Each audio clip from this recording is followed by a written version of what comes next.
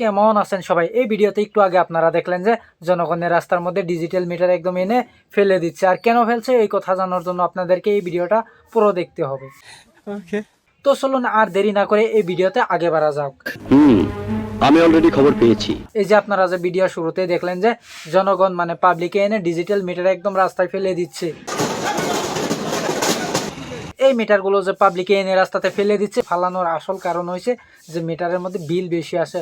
কারো 2000, কারো 3000, কারো 5000 টাকা বিল আসতেছে। জড়ে কেনপালির ভাই দুইটা বল জালসন তাকর মাস্কর রিডিং হয়েছে, তাকর বিল আসিছে 2300 কি 2000 টাকা আসিছে।